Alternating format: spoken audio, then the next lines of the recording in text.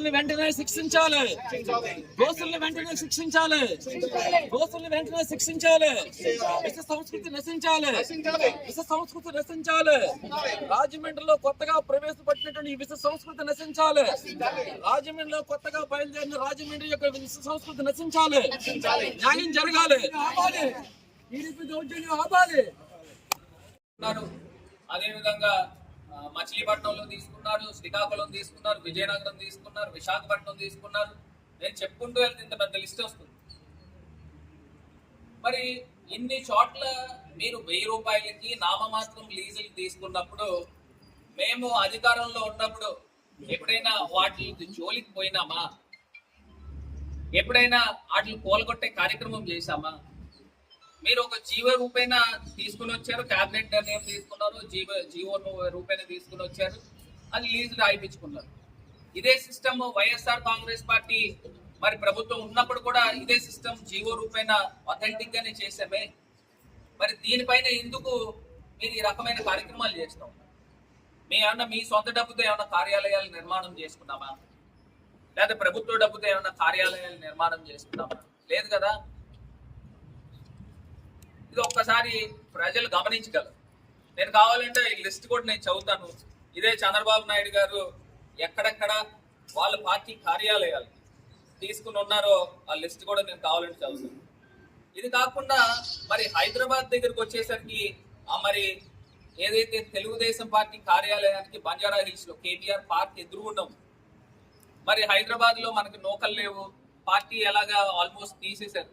అది ఎక్కడ వేరే వాళ్ళ చేతుల్లోకి వెళ్ళిపోతుందని ఆ పార్టీ కార్యాలయాన్ని లీజు తీసుకున్న దాన్ని ఎన్టీఆర్ ట్రస్ట్ గా మార్చడం వాస్తవం కాదా అని అడుగుతా ఉన్నా.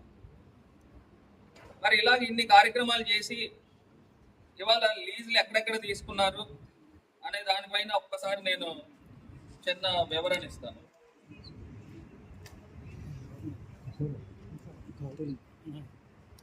అదే రకంగా ఇంకొక అంశం ఏంటంటే, ఈయన మీడియా పైన, ఎన్టీవీ పైన, TV9 పైన, సాక్షి పైన వీళ్ళందరూ ఏం చేస్తూ ఉన్నారండి అంటే కేబుల్ ఛానల్స్ కానీ మిగతా ఛానల్స్ కానీ ఏది కూడా టెలికాస్ట్ చేయకూడదు అని చెప్పేసి మీడియా పైన వీళ్ళు జులుం చూపిస్తూ ఉన్నారు. నాకు ఒకటే ఆశ్చర్యం ఏంటంటే, అంటే తెలుగుదేశం పార్టీకి మీ ప్రభుత్వానికి భజన కొడతా ఉన్నారా?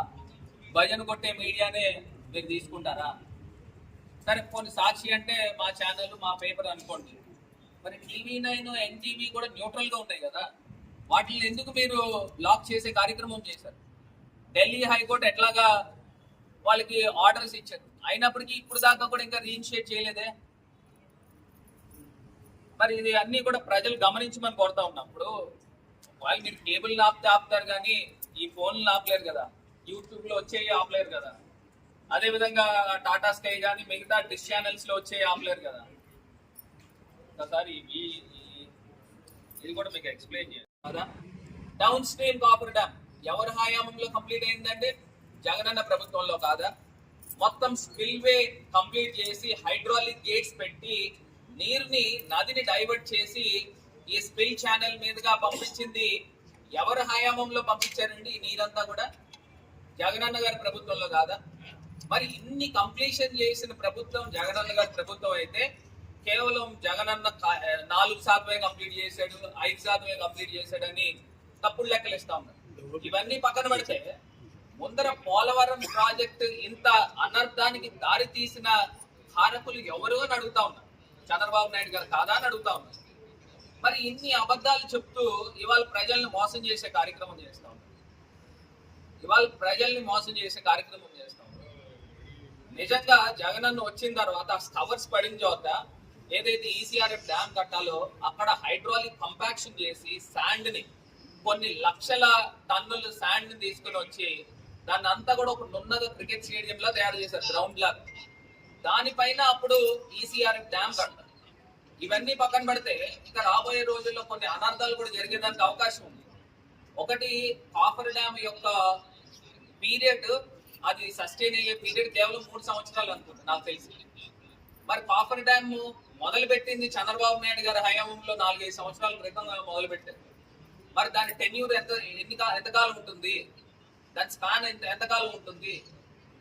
మళ్ళీ కాఫర్ డ్యామ్, ఇప్పుడు ఈసీఆర్ఎఫ్ డ్యామ్ కింద ఉన్న డయాఫ్రమ్ వాల్ ఇప్పుడు దాకా కేంద్ర ప్రభుత్వం నిర్ణయం తీసుకోలే. అంటే ఇంకొక డయాఫ్రమ్ వాల్ కట్టాలా అక్కర్లేదా అనే దానిపైన నిర్ణయం తీసుకోలే.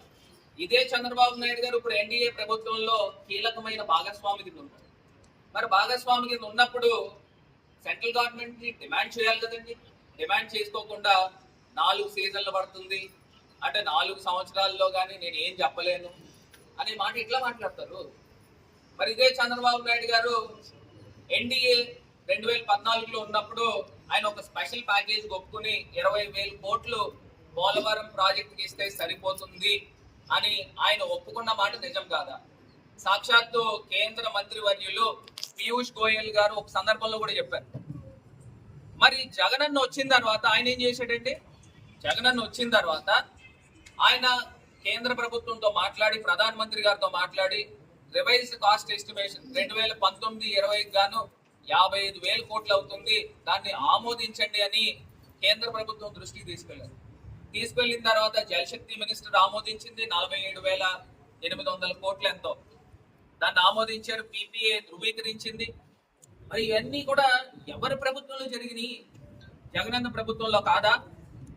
ఇవాళ చంద్రబాబు నాయుడు గారు అబద్ధాలు మాట్లాడు ఇవాళ ప్రజల్ని మభ్యపెట్టే కార్యక్రమం చేస్తా ఉన్నారు. ఇది ప్రధానమైన అంశం. రెండోది, ఏదైతే వైఎస్ఆర్ కాంగ్రెస్ పార్టీ కార్యాలయాలపై ఏదైతే అక్కడ తాడేపల్లిలో ఒక కార్యాలయాన్ని ధ్వంసం చేశారు, కూలగొట్టారు. ఇంకా ఆంధ్రప్రదేశ్ వ్యాప్తంగా 18 కార్యాలయాలు ఎన్నాటిపైన నోటీసులు ఇచ్చి దాన్ని తొలగించే కార్యక్రమము చేస్తా ఉన్నారు. దాని తర్వాత మేము హైకోర్టుకు వెళ్ళాము, స్టే వచ్చింది, స్టేటస్ కో వచ్చింది. అది పక్కన పెడితే ఇవాళ ఇదే తెలుగుదేశం పార్టీ, ఇదే చంద్రబాబు